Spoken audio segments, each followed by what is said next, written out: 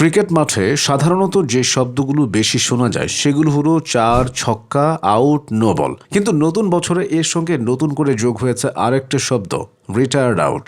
শব্দটা শুনলে মনে হয় ব্যাটসম্যান বুঝি সরকারি চাকরি থেকে অবসর নিয়ে ফেলেছেন, ব্যাট হাতে নয় পেনশন ফাইল হাতে নিয়ে ড্রেসিং রুমে ফিরছেন। কিন্তু বাস্তবে ব্যাপারটা একটু আলাদা, আবার পুরোপুরি আলাদাও না। কারণ এখন ব্যাটসম্যানরা আর শুধু বোলারের হাতে আউট হচ্ছেন না, হচ্ছেন নিজের দলের সিদ্ধান্তে আউট, এক প্রকার পারিবারিক আউট। এই নাটকের প্রধান চরিত্র অবশ্যই মোহাম্মদ রিজওয়ান। বিগ ব্যাশে মেলবোর্ন রেনেগেডসের হয়ে 4 নম্বরে নেমে 23 বলে 26 রান। রান খুব খারাপ না, আবার খুব ভালোও বলা যায় না। ঠিক সেই ছাত্রের মতো যে পরীক্ষায় পাশ করেছে কিন্তু বাবা মা খাতা দেখে বলছে আরেকটু পড়লে ফার্স্ট ক্লাস আসতো। রিজওয়ান তখনও ক্রিজে, ভাবছেন হয়তো শেষ 2 ওভারে 2-1টা বাউন্ডারি মারবেন, স্ট্রাইক রেটটা একটু সাজাবেন। ঠিক তখনই 19তম ওভারের আগে খবর এলো রিজওয়ান উঠে আসেন।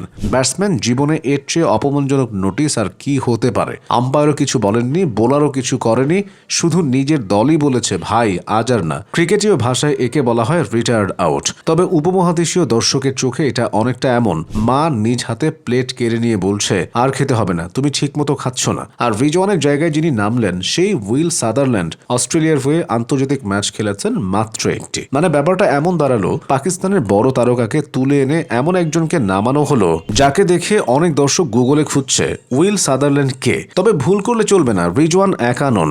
নতুন বছরের রিটায়ার্ড আউট যেন ক্রিকেটের ফ্যাশনে পরিণত হয়েছে। আগে যেমন সবাই রিভার্স সুইপ মারত না, এখন যেমন সবাই মারছে, তেমনি আগে রিটায়ার্ড আউট ছিল বিরল পাখি, আর এখন সেটা নিয়মিত অতিথি। 2026-এর শুরু হতেই একের পর এক ব্যাটসম্যান মাঠ ছেড়ে বেরিয়ে যাচ্ছেন, কেউ নিজ ইচ্ছায়, কেউ আবার কোচ অধিনায়কের ইচ্ছায়। 3 জানুয়ারি নিক ম্যাডিনসন 26 বলে 30 রান করে নিজেই মাঠ ছাড়লেন, নিজেই সিদ্ধান্ত নিলেন আজ আর হবে না। যেন দুপুরের ভাত খেতে খেতে হঠাৎ উঠে বললেন আমি আজ ডায়েটে আছি। নিউজিল্যান্ডের সুপার স্ম্যাশে তো রিটায়ার্ড আউট যেন নিয়মিত ঘটনা। টিম প্রিঙ্গল, জিত রাভাল, জাভিয়ার বেল তিনজনই এই অভিজ্ঞতার স্বাদ পেয়েছেন। দক্ষিণ আফ্রিকার SA-20-তে রোস্টন চেইজ, এমনকি ভারতের নারী IPL-এও আয়ুষী সনি ও হার্লিন দেওল, অর্থাৎ পুরুষ নারী দেশ বিদেশ কেউই এই নতুন ট্রেন্ডের বাইরে নন। কিন্তু প্রশ্ন হলো এই কৌশল কি কাজে দিচ্ছে?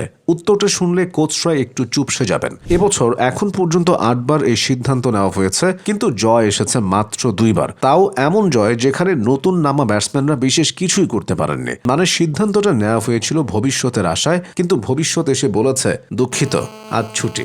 রোস্টন চেইজের ঘটনায় ধরুন, 15 বলে 24 রান করে তাকে রিটায়ার্ড আউট করা হলো। ভাবনা ছিল নতুন ব্যাটসম্যান এসে ঝড় তুলবেন, কিন্তু শেরফান রাদারফোর্ড এলেন, দ্বিতীয় বলেই 0 রানে আউট। পুরো ব্যাপারটা এমন, পুরনো ফ্যান খুলে নতুন ফ্যান লাগালেন, কিন্তু বিদ্যুৎই চলে গেল।